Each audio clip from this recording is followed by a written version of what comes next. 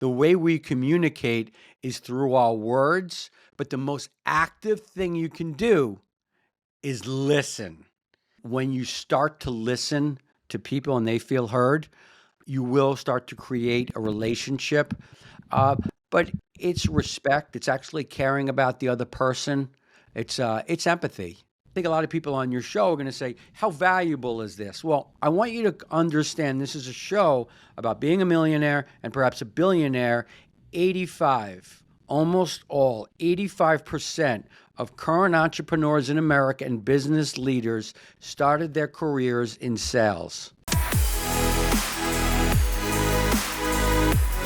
Hello, everybody, and welcome to the Build It to Billions podcast, where we believe most millionaires and investors struggle with clarifying how to build from millions to billions. We understand that practicing stewardship over ownership is the keystone habit to practice, and constantly applying billionaire principles is an amazing way to scale your business and compound your wealth, enabling you to give more or all of it away. Hey, I'm your host today, Brett Swartz. In each and every episode, I'm joined by some of the best entrepreneurs, millionaires, and billionaires. They share their principles, values, secrets, and wisdom, so we all get a chance to go from where we are to where we want to be. I'm excited about our next guest. He's out of the great state of New York in the Long Island area. He's actually a CCIM, and he, amazing background with real estate. In fact, he has a passion for real estate. He grew up out of childhood experience of watching his father survey buildings and construction sites.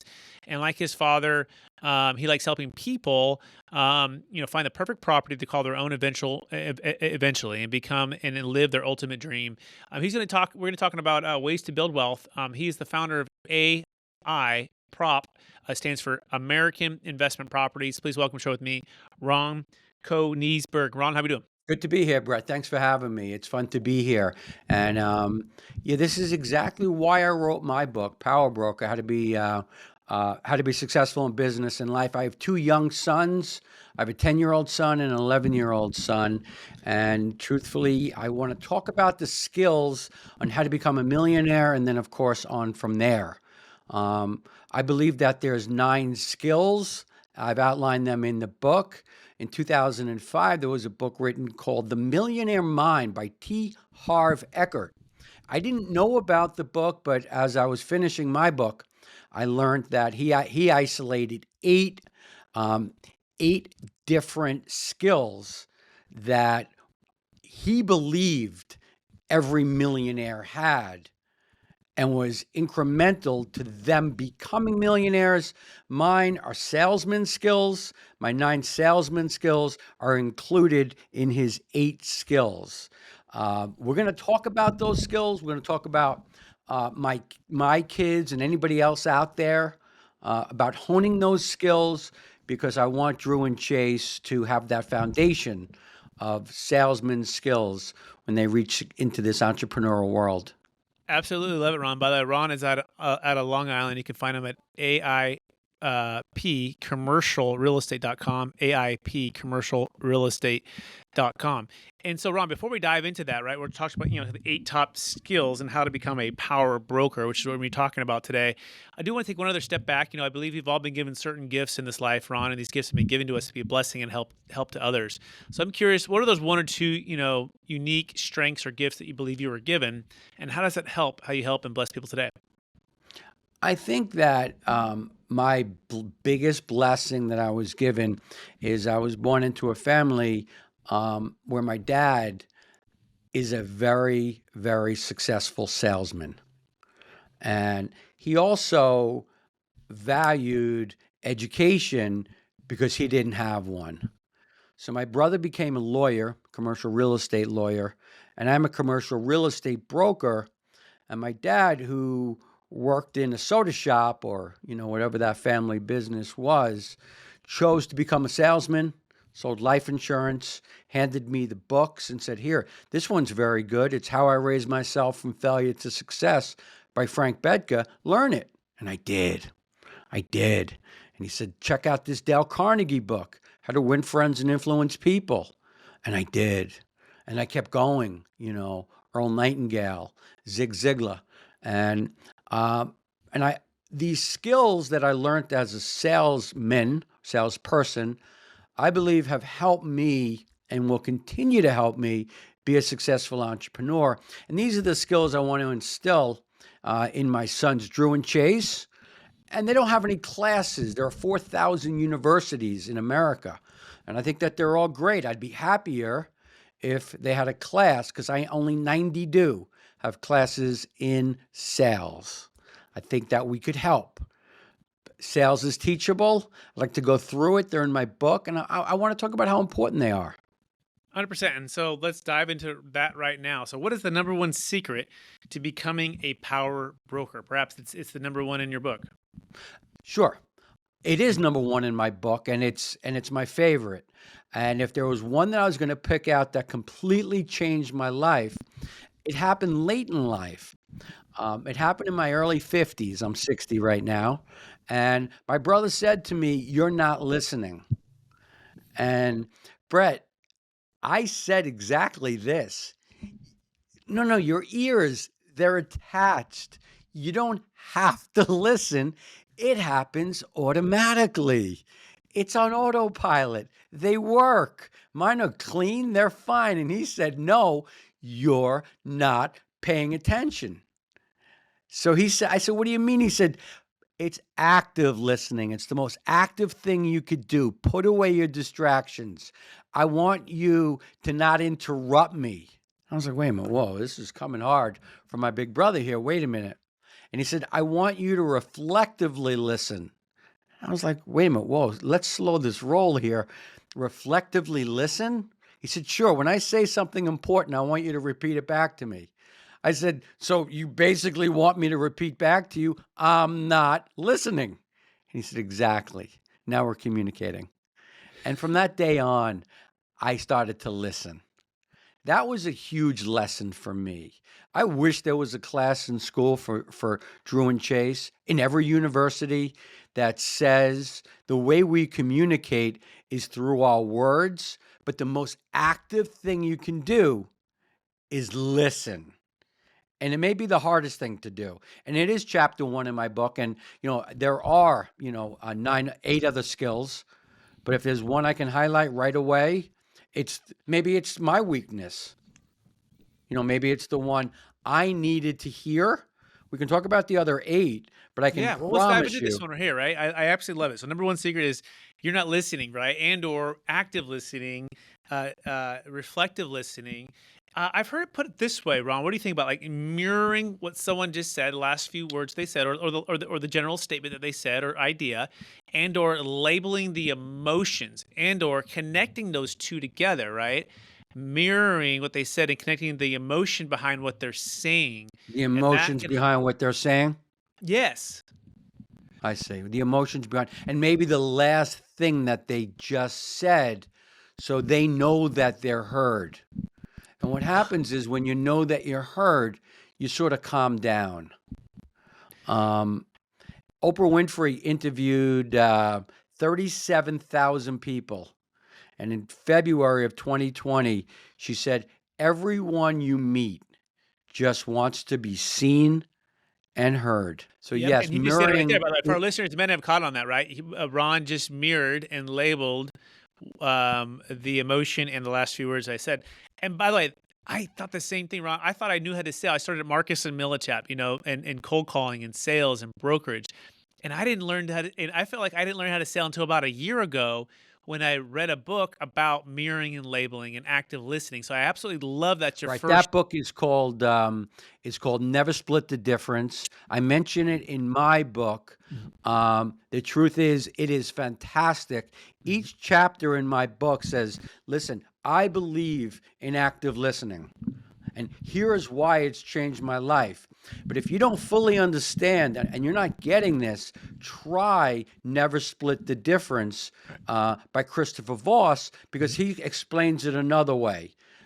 Obviously he was the number one FBI negotiator on the planet, Mhm. and he wrote, what I believe to be one of the greatest books in communication ever written. Right. I mention it in my book, and quite honestly, that's chapter one right there. 100%. And I couldn't agree with that more. And here's the other thing I would say, especially for those like Ron and I who are in sales and who are very perhaps auditory, visual, hands on, experiential learners. Read the book, yes. Listen to the book, yes, but here's number 3 that really hit it for me, Ron.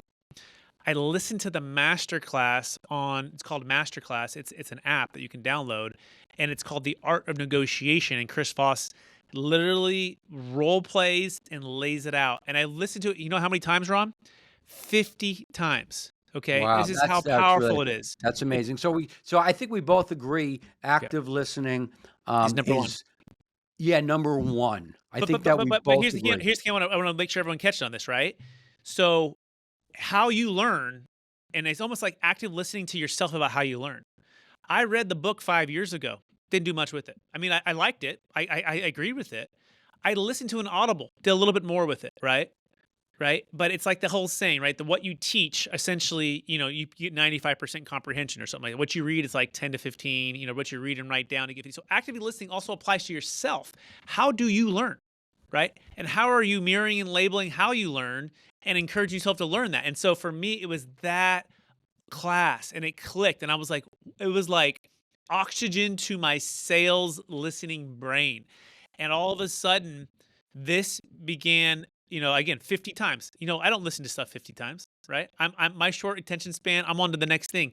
This book and that masterclass is huge. Okay, so that's number 1. Okay, so I just want to encourage people to get that audio masterclass. Don't take that for granted. Ron, what is number 2 secret to how to become a power broker? Relationship building. Obviously, each of these skills is interwound, and when you start to listen to people and they feel heard, you will start to create a relationship. Uh, but it's respect. It's actually caring about the other person. It's empathy. It's empathy. Like, you brought me into your world. I'm completely dyslexic. 1 out of 6 people is dyslexic. All different, measures on the scale. But I really grew up in a world where, because I couldn't read well, and that was the primary metric, I was pretty much considered a dummy. Now I'm a I have my master's degree, I have my CCIM. I'm a quick learner. I can't read. But I'll tell you one thing, I can think on my feet, and perhaps um, I won, commercial real estate broker of the year out of 63,000 brokers in my market because I've honed these skills. No, I can't read a lease, and I prefer if it's abstracted for me. I just want the key points. Same thing with contracts of sale. My brother's a lawyer. He's great at that. I'm not. So it sounds like, let me practice what we're doing, right? Relationship Sounds building like. is key. It feels like caring and having genuinely empathy for people, right? But also, I think I heard this too. It sounds like understanding your strengths and your weaknesses and actually embracing, the fact that you were, and are a part dyslexic, which actually helped you to think on your feet rather than getting caught up in sometimes the details or the nuance. Is that a fair summary, Ron? That's exactly right, Brett. I really feel heard that you understand that I've learned to handle life on my feet, and perhaps I've chosen a career in selling. And, I think a lot of people on your show are going to say, how valuable is this? Well, I want you to understand this is a show about being a millionaire and perhaps a billionaire. 85, almost all, 85% of current entrepreneurs in America and business leaders started their careers in sales. What came first, this skill set or the success? I believe the ability to stand tall, public speak, teach by doing, give presentations, communication, interpersonal skills, negotiation. We could talk about the 4 C's. I'm working on that with Drew and Chase right now. They want to be good negotiators. They want to win negotiations. I want them to win the commission checks.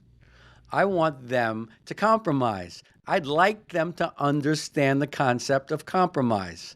I want them to be able to, and they can read beautifully. They've been tested for dyslexia and they don't have it.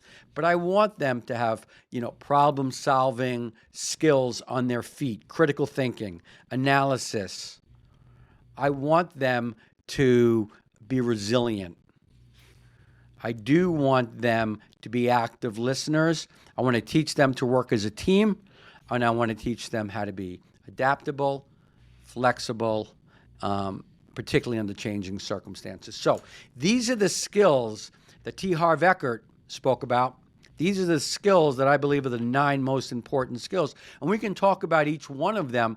But if we're going through career development, I don't think there's anything more important than honing these skills, practicing them, and acknowledging how important they are.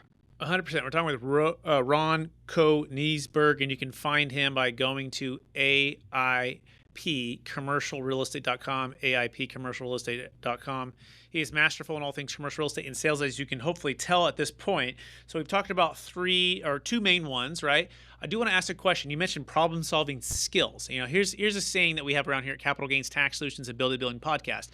We don't get paid for selling necessarily anything. Okay, we don't get paid for selling real estate or selling alternatives to a 1031 exchange, or selling estate tax elimination strategies, or selling even that new value add property that's going to make a lot of money. We get paid for solving problems. And to the extent we listen with empathy and connection in a deep way to what someone is trying to solve, and we solve that problem, that's where commissions open up, right? That's where deals and listings open up. That's where opportunities, and that's the nuance between a mindset of solving problems versus just selling something. Ron, when I say that, what comes to mind?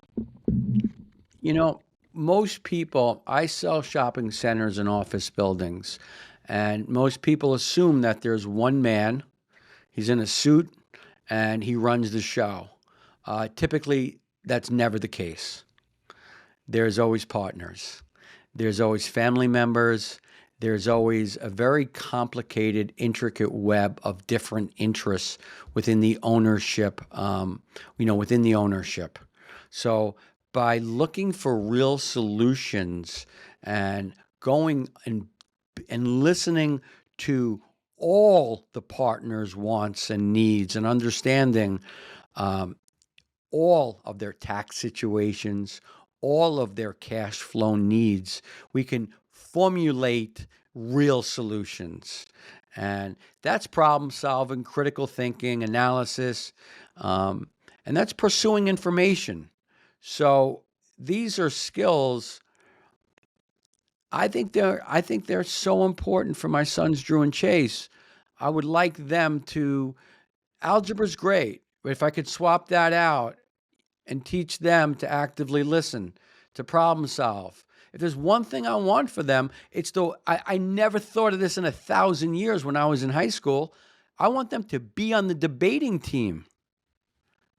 Why? Because winning arguments is not about punching people, about, punching someone in the head. It isn't. It's about listening to their, it's about listening to their strategies and developing, listening and debating skills. So, this is what I think will create more millionaires. 100%. I could agree with you more. I want to pull out a couple of key nuggets there, right? So looking for real solutions to all the parts and needs of each of the stakeholders, right? Each of the partners, each of the family members, all of the things. And this includes tax flow. This includes cash flow. This includes debt flow. This includes the 3-dimensional way of building wealth, not just one-dimensional, right? And also, I think when you say real solutions, what I think you're referring to, and correct me if I'm wrong, is you're looking for something that's going to be transformational for the family, for the individual, right? It's not just transactional, right? It's deeper than that. What does that mean for impact? What does that mean for freedom of their time and their energy? What does that mean for flexibility or a partnership separation? What does that mean for legacy and passing it on to kids or making an impact? These are all different things that are constantly a part of every single transaction. And if you're just staying at the surface of the material and not getting deeper into the emotional and the things that are going to make a bigger impact for that individual, then it's kind of like a doctor not doing the X-ray or the MRI and trying to perform surgery. We're not listening to the symptoms when the patient comes in and says, I'm here because this hurts. And he says, don't worry about it. I already know what's wrong with you. You don't have to say anything. Well, my business, commercial real estate, 70% of all transactions are 1031 motivated. For anyone listening, what that means is Section 1031 of the tax IRS tax code. You can defer your capital gains. So we're always looking for that, and there's opportunities where seller financing works. But it's really understanding. If someone said to me early in my career, what does it take to be a good salesman? I would say active listening now. I'm not so sure I would have said that years ago. 100% agree. And by the way, this is a part of the show we geek out a little bit with capital gains tax, and then we'll get back to a few more secrets. So, Ron, speaking of the 1031 exchange, right? It's 2006, it's 2005. The market is hot, right? 2004, people are doing lots of 1031 exchanges, right? And then something happened in 2007. I remember sitting in the Marcus and Millichap office. It was a rainy November day. And all of a sudden, it felt like things really changed quickly. And this is like 2007, 2008. But I just remember sitting around 2008. going, yeah. And all of a sudden, I'm going, oh my goodness, like deals and transactions are drying up really fast. And a lot of our clients now went into a mode over the next 3 years who lost half or everything. And what we identified was the 1031 exchange wasn't always their friend. And here's number one reason. Number one, their debt flow, tax flow, and cash flow were out of whack, meaning they were overpaying for property, taking on too much debt, not enough liquidity or diversification. And they knew it. They knew it, Ron, and they knew it, but they felt like they were trapped because they're in a New York or New Jersey or California and huge tax. And so they're just deferring, swap until you drop. Well, guess what? A lot of them dropped and lost it all. Now at this Sorry to hear point, that. I'm married and I'm trying to work every single day to negotiate with banks and cold call, trying to make it in the business. I'm newly married, baby on the way. And I'll never forget like feeling like a failure for the first time financially. Me too. Financially, I was crushed, and I was Me watching too. guys ahead of me that were 20 years ahead, Me Ron, too. that were losing, and and now they were able to go, quite a bit longer. But let me finish this story real fast. And so here's what I found out. I found out something called a deferred sales trust. Okay, and I go, wait, is it a Delaware statute or is it a TIC? No, it's not. And all of a sudden, my business started to change as I went from solving and the problem with solving the timing issue, right? Not having to sell higher, and buy higher. Getting out of debt, getting tax deferred, and getting liquidity and diversification on your side. And so this became the mantra, and I became cold calling people, and people would laugh, Ron. They would say, are you a CPA, your tax attorney? Call me when you've closed some deals. And I hadn't closed any. So I said, hey, that's fair. I'll go close deals and I'll call you back. And I tried to cold call my way through this strategy, but fast forward, a lot of people said, Brett, this is great. I actually kind of want to use it. But call me in 5 years when the market comes back. So this became the journey of the 10,000 hours to study and practice this strategy. Right. Fast forward, now this is all we do. We call this the Netflix to the Blockbuster 1031. I was able to retire from the Cheesecake Factory. That was my nights and hustle on the sides and weekends from working at Marcus and Millichap. Love And this. this is what we offer. So I'm curious, right? For someone like yourself who has clients that 70% of the time their 1031 is on their mind, what if there was a strategy that you could defer the tax? You could still buy whenever you want to with your own deals. You have no timing restrictions. You can get out of debt, no like-kind replacement requirement. And, oh, by the way, if you wanted to eliminate some estate tax in case you're concerned about the 40% debt tax, we could solve that too. Now, before you answer anything, this goes back thousands of closes, 27 years, billions and billions and billions total gross asset sales prices, okay? Over 25 no-change audits. And I sat at Marcus and Millichap in 2009 saying, this is way too good to be true. Everyone will be doing this, right? But I was one of the guys in the office learning about this going, well, if this is true, this will change everything. And so we wrote a book on it too called Building a Capital Gains Tax Exit Plan. It became a bestseller with Kevin Harrington from Shark Tank. And but I'm pushing it back to you, Ron. Have you heard about that? And B, what are your thoughts if this is true? Okay, I haven't heard of that. I've been taking notes, and as soon as we hang up on this Zoom call, I will start reading your book or listening, particularly if it's in Audible. I'm still dyslexic. I would love to hear more about that, and I think anybody would. Yeah, and let me tell you just a couple other things too, right? Versus the 1031. What we're seeing right now is debt flow, tax flow, and cash flow. Those are the three dimensions. Now, we took debt flow for granted for many, many years because rates were so low. In fact, I had one client in Sacramento tell me, Brett, they're never going to raise interest rates. I'm like, what do you mean? I'm like, they've never been lower. And he goes, no, the whole world and this currency thing. And I'm like, wow, well, that's a big statement, okay? Mm-mm. And now where we're at, right? We have people that the rate caps have expired and they're chasing themselves, they're chasing with the banks, they're having to bring in capital, and it's scary. It's scary to see what's going to happen for people that are underwater or going to be underwater here quickly, right? The other part is you have cash flow. You got to maintain that cash flow, but the biggest thing is that tax flow, and tax flow has to do with two things. Number one is capital gains tax. Really three things: capital gains tax deferral, estate Yeah. tax elimination, and the third one is depreciation to offset the cash flow, right? So you've got to be Right. looking at these three dimensions. Well, guess what the deferred sales trust does for you? A, we can defer that capital gains tax.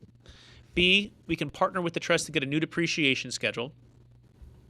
C, for those clients that are above that 12 to 14 million married mark as of 2026, we can eliminate the estate tax. It is right. It sunsets Yeah, December 31st, 2025 basically. 2025. Yep. And Right. so we got to be so as practitioners, we've got to be looking to remember back to solving problems, right? And being to be adaptable, right? And flexible. Or the 1031 exchange, you get a stepped up basis if they keep it around, although Biden's proposing to potentially take it away. But the stepped up basis only solves for capital gains tax. It doesn't solve for the estate tax, right? So the bigger Right. elephant in the room is how do we eliminate that estate tax? Well, a lot of people do three things. They do life insurance, which is really expensive. Two, they try to gift it away as fast as they can, but they run out of kids.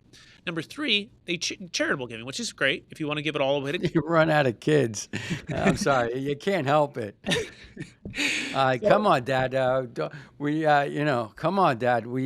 Yeah, they run out of kids. Gift it away. I like that. yeah, and it's great, right? So here's a cool thing, right? So what we have is a solution where we can eliminate the estate tax in one day and one sale without any gifting, Whoa. charity, or life insurance required, okay? And it's forever outside the taxable estate, and your children can be the beneficiary, so they're still going to benefit when you and your spouse die. So to me, this is the Netflix version, right? This is it. We have it, right? But we're trying to get the message out to as many people as we possibly can Wow. because we believe we were created for a time like this, for this strategy like this. What's the book Uh, called? and so a book's called Building a Capital Gains Tax Exit Plan, and it's the Okay. proven playbook for unlocking your ideal wealth plan when selling assets for yourself or any clients, Right. right? And it's our story, it's our passion, right? We believe the reverse Tea Party is happening right now, where the government is in the process, if there's not proper tax planning, of basically inheriting most of the wealth, the $84 trillion, right, from the passing of the baby boomers. There's 77,000 baby boomers, or 77 million in the U.S. alone, and 10,000 turning 65 every single day. Right. And the 50% of the total net worth is tied to high-end primary homes, commercial real estate, and private equity businesses, right? And those three assets are illiquid, they're highly appreciated, and people need a tax flow plan. And for the longest Right. time, we thought the 1031 exchange was all people would really do. That's But all I do. yeah, and guess what's happening, Ron? Your interest rates versus your cap rates are out of whack. They're in flux. Upside down. They're upside down. You got it. And so this is now the time to do the deferred sales trust to sell I'm high taking or a look sell into this. decent price, get Looking out of forward to it. debt, pay off your debt, get your cash on the sidelines, and then buy when the deals make sense. I'll leave with this one last story here, okay? We just did a $13 million deal in San Diego. And this was about 2 years ago, right before interest rates really jumped really high, okay? Okay. And we sat there, and there was three partners. There's actually four partners. One was like a minority partner. One of the Right. challenges with the 1031 is the whole entity typically has to move, which means typically all of the partners must go They together. stay together. Nobody Yeah, wants to do that. no one wants to do that, right? And so the deferred sales trust, we don't have to do that partnership challenge. We have a seamless partnership separation. Each partner had each of a trust set up. The fourth partner just paid his tax. We sold the asset for $13.5 million. $4 million was the basis. They had a 40%, capital gains tax depreciation Right. recapture. So we deferred all the tax. We paid off the debt. Each of their trusts had their net proceeds. And guess what we did? We put it into hard money lending, paying about Whoa. 10%, all tax deferred, okay? And the money we can get out in about 30 days, Ron, typically, And right? it's 10%. You save $4 million in taxes. Yes. You save $4 million in taxes, and these guys on 13,500,000 are making $1,350,000. Sign me up. Yeah. So this is what we've proven. It's proven. This is not even theory. It's proven. Hmm. And here's the second part about that. They were Hmm. real estate developers. So they developed car washes. They bought an old taco stand off in San Diego, California, and they bought Hmm. 2 acres and they put the taco stand inside of the car wash. They gave the guy Okay. a boost in his revenue. They built the business. They built the real estate, and they had an offer they couldn't refuse. But here's the thing: they didn't want a 1031 of a $13.5 million deal into a car wash for $13.5 million. It didn't make any sense. The numbers didn't make Right. any sense, right? So they have sold. They diversified. A lot of the money also set into T-bills at 5%. We were making just T-bills 5%. But Now, for me, it's the not paying that $4 million. yes, Well, there was a $9 million capital gain correct, in there, correct. and once you give the money to the Gone forever. government, it's gone. Yep. And so this is called a deferred sales trust. And so the funds have Okay. been diversified. We've been putting into passive hotel development syndications. The values are down. Passive multifamily developments. The values are down. This is the last 6 months we've been putting the money in, right? So my point is, you can move the money in and out of different real Hmm. estate at different timing. Well, it took 3 years. 2008 to 2011 was the bottom of the real estate market. It took That was a three long years. one. Yeah, That was the a Great long one. Recession was brutal. Yeah.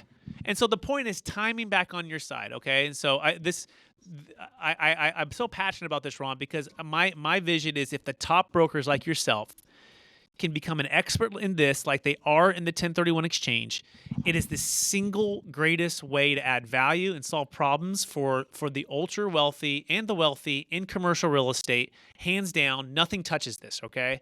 I'm And in. I'm passionate about it, so I'll pass it back to you. What thoughts or feelings do you have about this strategy I'm talking about? I want to learn more. I want to better understand what's going on. Just that simple. I can be of value to every friend I have, every family member, every client. The bottom line is that, well, first off, the statistics blew me away. Where the wealth is with the baby boomers. I wasn't aware of all that, and now that money, like you said, 10,000 are turning 65 every day. Um, let's figure out what to do with it. Def- Hard money at 10%. I loved it all. Thank you, Ron. I appreciate that. People want to learn more, you can go to capitalgainstaxsolution.com. And if you're seeing this episode with me and Ron, mention that if you reach out to us, okay? And if you're selling any assets in New York, New Jersey, that greater Northeast area, reach out to Ron. He's probably connected in the whole country as well. Let's get back to some of those secrets, right? Because you mentioned two really solid ones and some other ones. Maybe there's just two more that you want to mention right now. If you're teaching the next generation this skills to become a power broker, Ron, which two would you like to touch on here before we end the show? I understand. Um, my understanding is that we touch our phones 2,618 times per day. We spend an average of 3.5 hours on our phones every single day. But I think my kids, for better or for worse, and many other kids, are spending more than 3.5 hours on their phone.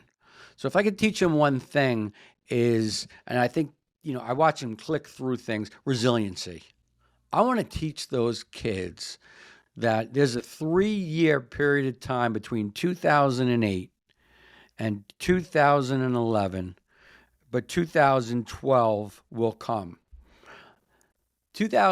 My wife was pregnant at that time, my ex-wife, and my son Drew came in 2000 and late 2010, and I've never been so scared. I had not made money in 2 or 3 years. I joined the Massimo group, which was a coaching. I mean, it was a fourth down, deep in my own territory play.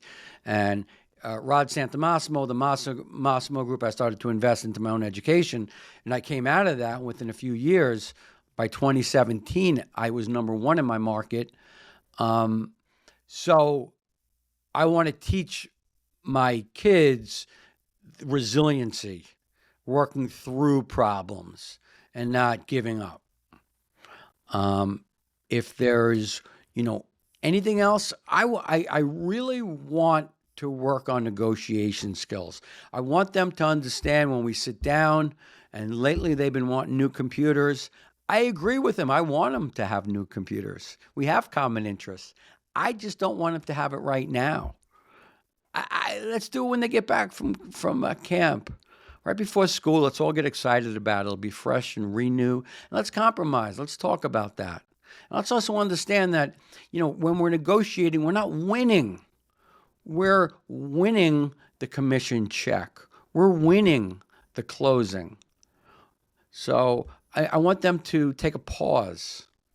I don't want them to think that negotiation is not a brouhaha, and it's not something that we win by we decimating our opponent, and that's debating skills. I want them to compromise. I want them to understand that we can both be happy. Negotiation, resiliency, solving problems, not giving up, and negotiating, right? These skill sets, these strategies, these habits, right, that you have to practice. What's the best way, Ron, for your mindset that you've learned over the years to stay sharp on these things and not fall back into maybe habits that didn't serve you so well in the past? Sure. If there's one thing that I think that you were sold on never split the difference. You thought these skills were life-changing, and you weren't going to risk forgetting about them. You wanted them to be part of your subconscious mind. That is how I felt when I found these salesman skills, when my dad started to hand me these books and tapes when I was 15 years old. And I think the one thing that I took from that, it's not the problem, but how you look at the problem that makes all the difference. It is your mental attitude. A positive mental attitude, and Christopher Voss mentions you're up to 29% smarter when you have a positive mental attitude. But beyond that, Zig Ziglar, Earl Nightingale, they all said it's more important how your mental attitude than the actual problem itself. And I think that I've been able to, like you, listen to things that's important to me 50 or 100 times and change my mental attitude and say, hey, let's not be negative about this. Let's be positive. And I think I start off with the attitude of, oh, you know what, Brett? We got this. We got this. How do we got this? Give it some time. We're smart guys. We'll figure it out. Or I'm a smart guy. I'll figure it out. Or we got this. Positive mental attitude, number one. Absolutely love it, Ron. I love the cadence. I love the rhythm, and I love the mindset here, right? And I love the way you put it. Would not risk forgetting about it. Like, how bad do you want what? How bad do you want it? How bad do you want it? And how bad do you want the wisdom that you have opportunities to learn today, tomorrow, when it comes up? And when you see that hidden treasure and that wisdom, how much are you're gonna dig for that, right? Because the treasure you might see on the surface, but guess what? Below it, there's even more, right? How much are you going to dig for that? So I love the way you put that. And also the positive mental mindset. I think it's the word he uses too, is curious. It's not just positive, but also curious. Right? Curious. And I think it's difficult. Yeah. I do. I think it's difficult. I think there are challenges. And I don't think those challenges in 2024 are any different than they were in the 60s, 70s, 80s, 90s, or any point. You turn on the television, you're going to be hit with negativity. You're going to be hit with negativity everywhere you go. You're the only one that can be responsible for a positive mental attitude. And I don't think that's changed. I don't think that the selling of newspapers or the selling of news stories, I think that negativity sells. So we're bombarded with it. I am, you are, your kids, my kids, and everyone in the country, and has been for as long as I know. Yeah, so I think this is the a wisdom here, self-help world. Yeah, I think the wisdom here that I'm pulling out too is the resiliency to turn off the negative bombardment of the media, of the social media, of the news, and really the resiliency to say yes and turn on the hidden treasures, the wisdom, what is good, what is positive, right? Is that a fair summary, Ron? You got to find a guy that's willing to believe so much in active listening that they're willing to listen to Never Split the Difference 50 times. Yeah. I think I've listened to that book 15 times. Mm-hmm.